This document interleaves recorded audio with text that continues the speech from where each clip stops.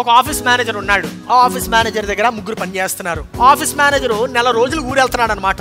ఈ office manager అన్నాడు, బాబు మీరు ముగ్గురు ఉన్నారు కదా, మీ ముగ్గురికి నేను తలొక 2 లక్షలు ఇస్తాను. ఈ 2 లక్షల్ని మీరు అభివృద్ధి పరిచి నేను మరలా తిరిగి వచ్చినప్పుడు మీరు నాకు అప్పచెప్పండి అన్నాడు. అలాగే గురువు గారు అన్నారు, ఒక్కొక్క మనిషికి పేర్లు పెట్టుకుందాం. మత్తయికి 2 లక్షలు, మార్కుకి 2 లక్షలు, లూకుకి 2 లక్షలు ఇచ్చారు. మత్తయి నెల అయ్యేసరికి ఈ 2 లక్షల్ని 4 లక్షలు చేశాడు. మార్కు 2 లక్షల్ని 3 లక్షలు చేశాడు. లూకు 2 లక్షల్ని 2 లక్షలుగానే ఉంచాడు. ఏమయ్యా ఏం చేశారు అన్నాడు నెల తర్వాత. వెంటనే మత్తయ్య అన్నాడు, గురువు గారు 4 లక్షలు తీసుకోండి అన్నాడు. ఇంకొక ఆయన వచ్చాడు, గురువు గారు 3 లక్షలు తీసుకోండి అన్నాడు.